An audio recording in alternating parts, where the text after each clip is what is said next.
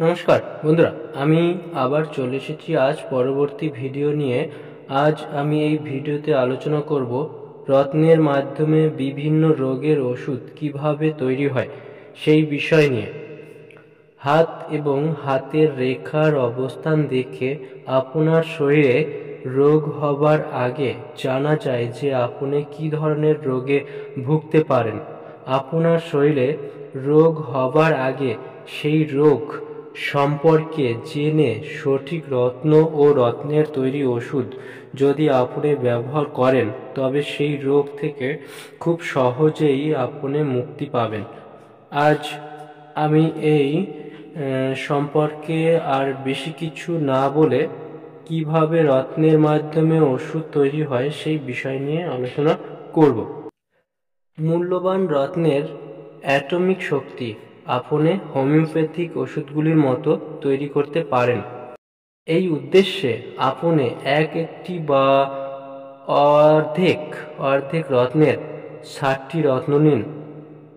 এবার হোমিওপ্যাথিক ওষুধ তৈরির 1 আউন্স সাইজের 1 ডজন শিশি কিনে নিন।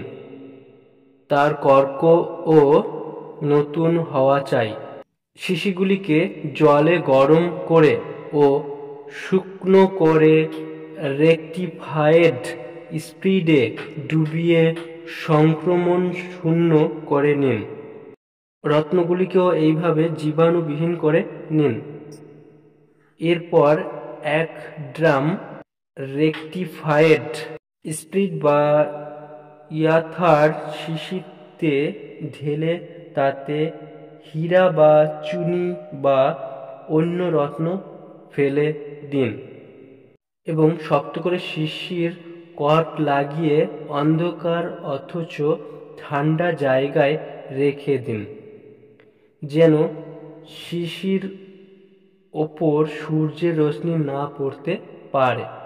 7 দিন পর্যন্ত অন্ধকার আলমারির বাস্কে শিশি থাকবে। তারপর শিশি বার করে বৃদ্ধাঙ্গুলি ও তর্জনীর দ্বারা ধরে 20 থেকে 25 বার ঝাঁকানি দিন। এবার ওই শিশিতে 20 নং মিল্ক সুগার এর বড়ি দিয়ে শিশিকে খুব আস্তে আস্তে ঘোরাবেন, যাতে সব বড়িগুলিতে অ্যালকোহল সমানভাবে লেগে শুকনো হয়ে যায়। 2 থেকে 3 ঘন্টা অথবা যতক্ষণ বড়িগুলির ভেতর পর্যন্ত এই রত্নের অ্যাটমিক শক্তিদায়ক অ্যালকোহল দ্বারা ভিজে না যায় ততক্ষণ রাখুন।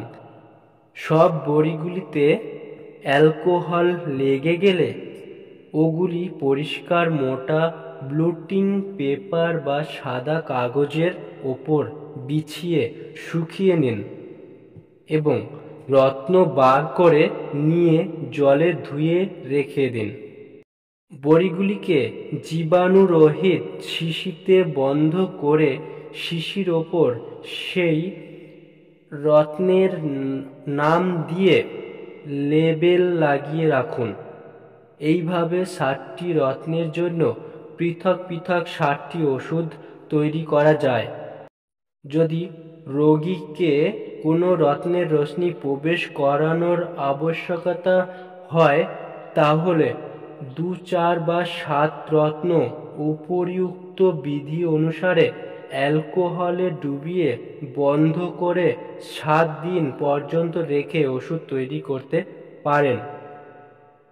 60টি রত্ন দ্বারা প্রস্তুত ওষুধ অত্যন্ত শক্তিশালী এবং শীঘ্র প্রভাব বিস্তার করে।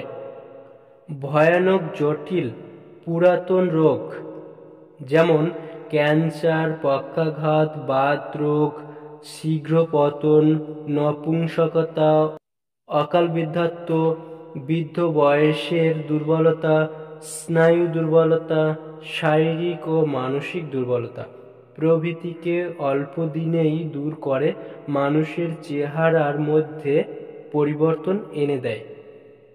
এই ওষুধ বয়স্ক রোগীকে 4টি বড়ি 10 বছরের কম বয়স্কদের 2টি ভদ্র ইউর এবং 1 বছর থেকে কম বয়সের শিশুদের 1টি বড়ি প্রয়োগ করতে হবে, অর্থাৎ খাওয়াতে হবে।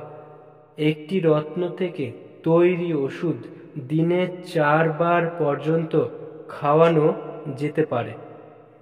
7 রত্ন থেকে তৈরি ওষুধ একই মাত্রায় প্রতিদিন খাওয়ানো উচিত হবে না। নতুন রোগে একটি রত্ন থেকে তৈরি ওষুধ দেওয়া যায়, কিন্তু পুরাতন রোগে অধিক রত্ন থেকে তৈরি ওষুধ খাওয়ানো যেতে পারে। অ্যালকোহল বর্তমানে লাইসেন্স ছাড়া দেওয়া হয় না, সেই জন্য পাওয়া কঠিন। এজন্য আপনি ইথার কিনে এনে ওষুধ তৈরি করতে পারেন। এই গেল ওষুধ তৈরির নিয়ম।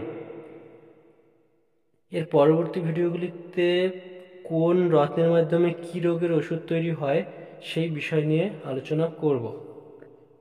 এখানে গ্রহ অনুযায়ী যে ধাতু রয়েছে সেই ধাতুগুলো সম্পর্কে আলোচনা করব।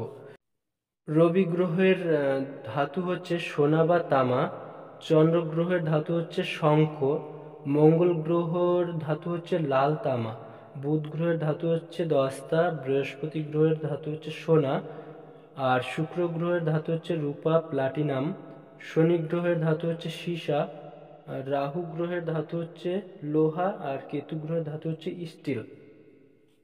আর গ্রহ অনুযায়ী ধূপ সম্পর্কে আলোচনা করব।